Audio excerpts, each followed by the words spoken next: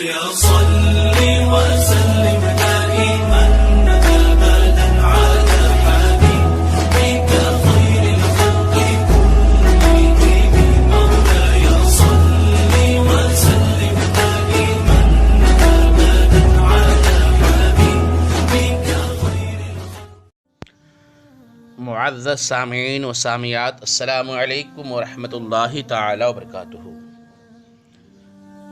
نحمدہ ونصلی علی رسولہ الکریم۔ عزیزان محترم، انسان کے لیے جہاں پر مرنا یا شہید ہونا مقدر ہوتا ہے، اللہ کی جانب سے ایسے حالات پیدا ہوتے ہیں کہ ہزاروں رکاوٹوں کے باوجود انسان آخری وقت میں اسی جگہ پر جانے کے لیے مجبور ہو جاتا ہے۔ سید الشہداء حضرت سیدنا امام حسین، جن کا کربلا میں شہید ہونا ازل میں مقدر ہو چکا تھا، ان کے لیے ایسے حالات پیدا ہوئے کہ اب کربلا کی طرف جانا ان کا ضروری ہو گیا۔ حضرت مسلم بن عقیل رضی اللہ تعالی عنہ کے خط آنے کے بعد امام عالی مقام کو کوفیوں کی درخواست قبول کرنے میں کوئی معقول عذر باقی نہ رہا، تو آپ عراق جانے کے لیے تیار ہو گئے اور سفر کے اسباب درست ہونے لگے۔ جب مکہ والوں کو آپ کی تیاری کا علم ہوا تو انہوں نے آپ کا عراق کی طرف جانا پسند نہیں کیا۔ جلیل القدر صحابی حضرت عبداللہ بن عباس اور حضرت عبداللہ بن عمر، حضرت جابر، حضرت ابو سعید خدری اور حضرت ابو واقد لیثی رضی اللہ تعالی عنہم آپ کے پاس آئے اور عرض کیا کہ آپ کیا کوفہ جانا چاہتے ہیں؟ ہرگز نہ جائیں کہ وہاں کے لوگ درہم و دینار کے بندے ہیں۔ انہوں نے آپ کے والد شیر خدا علی مرتضیٰ اور آپ کے بھائی حضرت حسن رضی اللہ تعالی عنہما کے ساتھ کھلی ہوئی غداری اور بے وفائی کی ہے۔ ان کا حاکم ان پر مسلط ہے اور اسی کی حکومت قائم ہے، تو جان لیجئے کہ کوفہ والے آپ کو جنگ و جدال کے لیے بلا رہے ہیں۔ ہمیں اندیشہ ہے کہ وہ لوگ آپ کو دھوکہ دیں گے، جھٹلائیں گے اور آپ کو بے یار و مددگار چھوڑ دیں گے، بلکہ حکومت وقت سے مل کر آپ پر حملہ کریں گے اور بلانے والے ہی سب سے بڑے آپ کے دشمن ثابت ہوں گے۔ حضرت امام نے فرمایا، میں خدا سے خیر کا طالب ہوں، دیکھیے کیا ہوتا ہے۔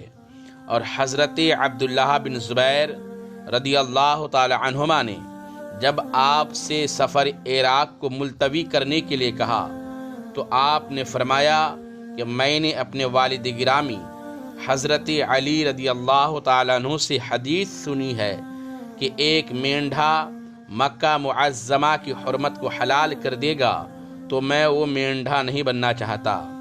اور یہ بھی روایت ہے کہ جب حضرت عبداللہ ابن زبیر رضی اللہ تعالیٰ عنہ نے سفر سے روکنے کے لیے اصرار کیا اور کہا آپ مسجد حرام میں رہیں، میں آپ کی مدد کے لیے لوگوں کو جمع کر لوں گا، تو آپ نے فرمایا کہ اگر ایک بالشتہ بھر میں اس مسجد کے باہر قتل کیا جاؤں تو واللہ میں اس سے بہتر سمجھتا ہوں کہ ایک بالشتہ بھر مسجد کے اندر قتل کیا جاؤں۔ خدا کی قسم، اگر میں حشرات الارض کے کسی سوراخ میں بھی چھپوں گا تو لوگ مجھے وہاں سے بھی نکال لیں گے اور جو سلوک میرے ساتھ کرنا چاہتے ہیں کریں گے۔ غرض کے بڑے بڑے صحابہ کرام آپ کو سفر سے روکنے کے لیے بہت اصرار کرتے رہے اور آخر تک یہی کوشش کرتے رہے کہ آپ مکہ معظمہ سے تشریف نہ لے جائیں، مگر ان کی کوششیں کارآمد نہ ہوئی، یہاں تک کہ امام عالی مقام 3 ذی الحجہ 60 ہجری کو اپنے اہل بیت اور غلام اور خدام کل 82 حضرات کے ساتھ مکہ شریف سے عراق کے لیے روانہ ہو گئے۔ اس سفر میں حضرت امام حسین رضی اللہ تعالیٰ عنہ کے 3 صاحبزادے آپ کے ساتھ تھے۔ حضرت علی اوسط، جن کو امام زین العابدین کہتے ہیں، یہ حضرت شہر بانو کے وطن سے تھے۔ اس وقت ان کی عمر 22 سال تھی اور بیمار تھے۔ آپ کے دوسرے صاحبزادے علی اکبر تھے، جو یعلا بنت ابی مرہ کے شکم سے ہیں۔ ان کی عمر 18 برس تھی۔ یہ کربلا میں شہید ہوئے۔ امام عالی مقام کے تیسرے فرزند، جنہیں علی اصغر کہتے ہیں، ان کی والدہ قبیلہ بنی قدعہ سے تھی۔ یہ شیر خوار بچے تھے۔ آپ کی ایک صاحبزادی حضرت سکینہ بھی ساتھ تھی، جن کی نسبت حضرت قاسم کے ساتھ ہوئی تھی۔ اس وقت ان کی عمر 7 سال کی تھی۔ ان کی والدہ امر القیس ابن عدی کی دختر قبیلہ بنی کلب سے تھی۔ ان کا عقد حضرت مصعب بن زبیر رضی اللہ تعالی عنہ کے ساتھ ہوا، اور کربلا میں حضرت قاسم کے ساتھ ان کے نکاح ہونے کی جو روایت مشہور ہے وہ غلط ہے۔ ان کے ساتھ آپ کی صرف نسبت ہوئی تھی، عقد نہیں ہوا تھا۔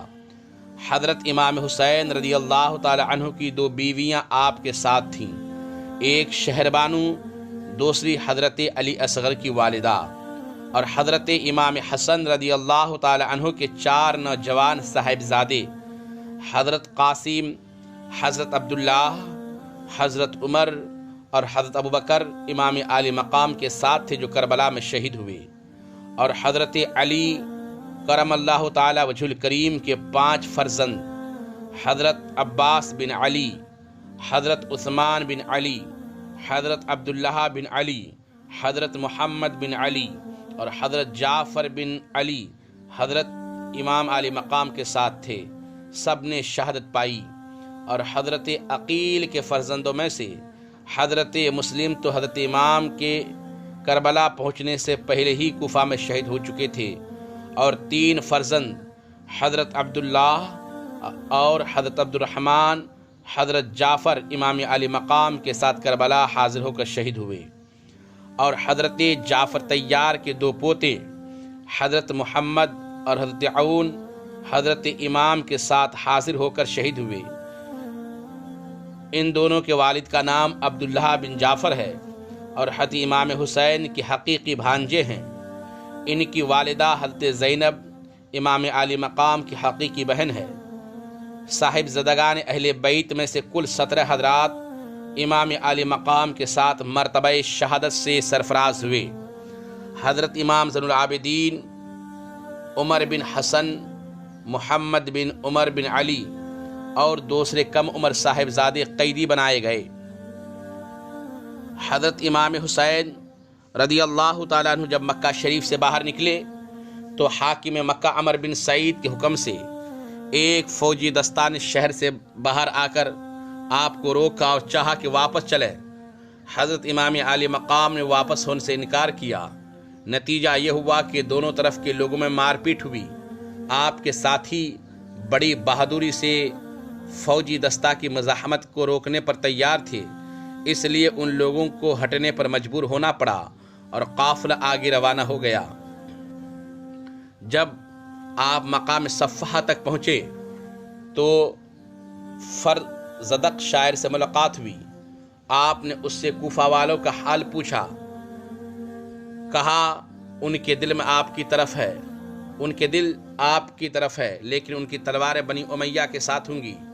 آپ نے فرمایا تم سچ کہتے ہو، لیکن ہر بات اللہ کے ہاتھ میں ہے، وہ جو چاہتا ہے کرتا ہے۔ اگر اللہ نے ہماری خواہشوں کے مطابق کیا تو ہم اس کا شکر ادا کریں گے، اور اگر قضاء الہی ہمارے مطلب کے خلاف ہوئی تو انسان کے لیے یہی کیا کم ہے، اس کی نیت میں خلوص اور اس کے دل میں پارسائی ہو۔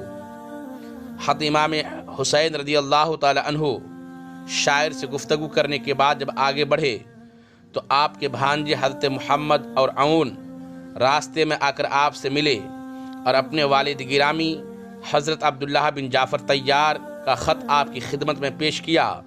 اس میں لکھا تھا کہ میں آپ کو خدا کا واسطہ دیتا ہوں، آپ میرا خط دیکھتے ہی واپس چلے آئیے، اس لیے کہ جہاں آپ جا رہے ہیں وہاں آپ کی ہلاکت اور آپ کے اہل بیت کے تباہ ہونے کا اندیشہ ہے۔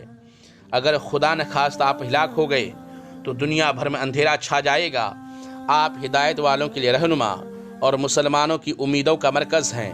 سفر میں جلدی نہ کیجیے، اس خط کے پیچھے میں بھی آ رہا ہوں۔ صاحبزادوں کے ہاتھ خط روانہ کرنے کے بعد حضرت عبداللہ بن جعفر حاکم مکہ عمر بن سعید سے جا کر ملے اور اس سے گفتگو کر کے حضرت امام حسین کے لیے امان کا پروانہ حاصل کیا، اور حضرت کے اطمینان کے لیے عمر بن سعید کے بھائی یحییٰ بن سعید کو ساتھ میں لے کر آپ کے پاس پہنچے۔ یحییٰ نے خط پیش کیا اور آپ نے اسے پڑھا، مگر واپس آنے سے انکار کیا۔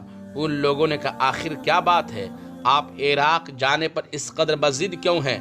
امام عالی مقام نے فرمایا میں نے رسول اعظم صلی اللہ علیہ وسلم کی خواب میں زیارت کی ہے، آپ نے خواب میں جو مجھے حکم فرمایا ہے میں اسے ضرور پورا کروں گا، چاہے اس میں ہمارا نقصان ہو یا فائدہ۔ ان لوگوں نے کہا وہ خواب کیا ہے؟ آپ نے فرمایا وہ خواب نہ اب تک میں نے کسی سے بیان کیا ہے اور نہ بیان کروں گا، یہاں تک کہ اپنے خدا سے جا ملوں۔ چھٹ جائے اگر دولت کونین تو کیا غم، چھوٹے نہ مگر ہاتھ سے دامان محمد صلی اللہ علیہ وسلم۔ امام عالی مقام نے عمر بن سعید کی تحریر کا جواب لکھ کر ان کے سپرد کیا۔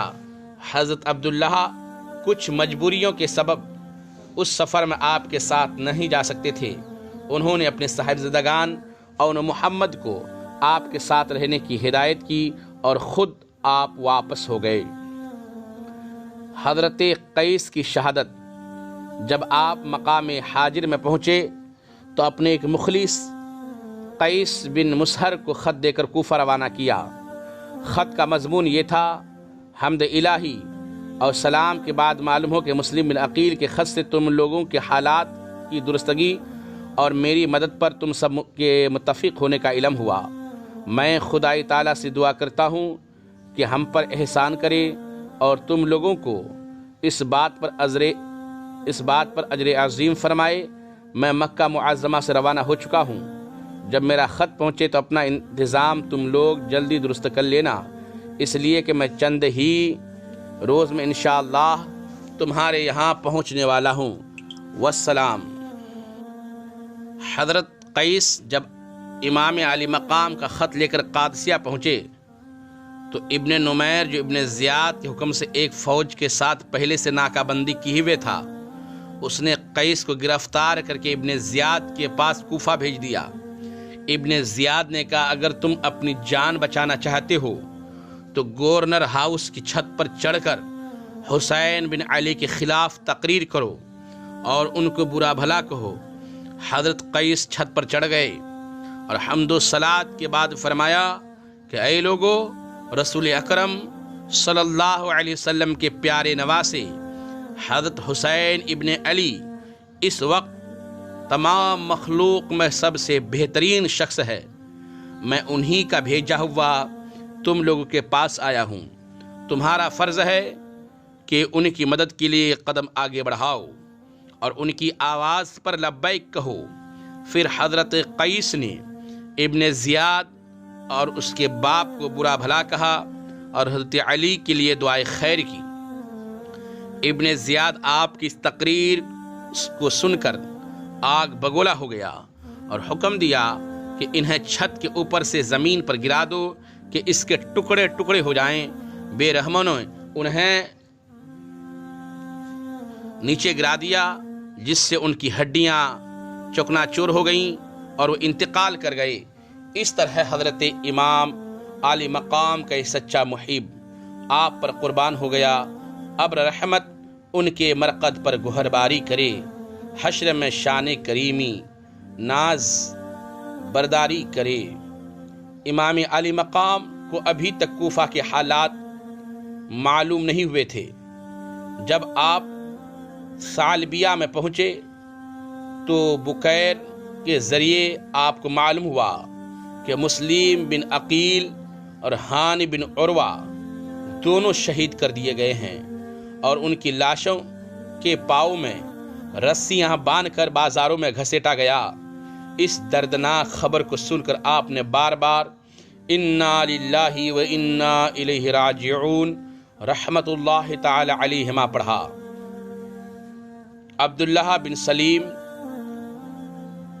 جو حج سے فارغ ہو کر مقام زرود میں حسینی قافلہ سے آ کر ملے تھے، انہوں نے امام عالی مقام سے کہا کہ خدا کے واسطے آپ اپنی اور اپنے گھر بر کی جان خطرہ میں نہ ڈالیں، یہیں سے واپس ہو جائیں، اس لیے کہ کوفہ میں آپ کا نہ کوئی دوست ہے نہ مددگار، بلکہ ہمیں اندیشہ ہے کہ جو لوگ آپ کو بلانے والے ہیں وہی آپ کے دشمن ہو جائیں گے۔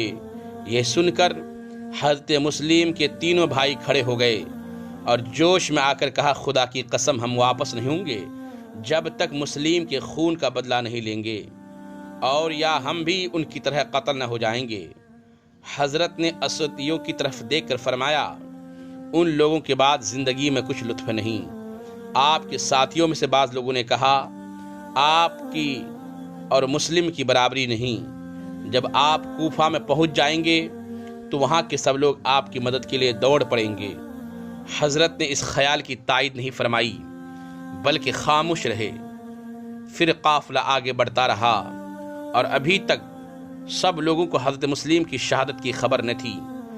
جب آپ مقام زبالہ میں پہنچے تو اسی جگہ پر آپ نے پورے قافلہ والوں سے فرمایا کہ ہمیں یہ دردناک خبر ملی ہے کہ میرے بھائی مسلم بن عقیل شہید کر دیے گئے ہیں اور ہماری اطاعت کے دعوے داروں نے ہمیں چھوڑ دیا، لہذا جو شخص تم میں سے واپس جانا چاہے وہ چلا جائے، ہماری طرف سے اس پر کوئی الزام نہیں۔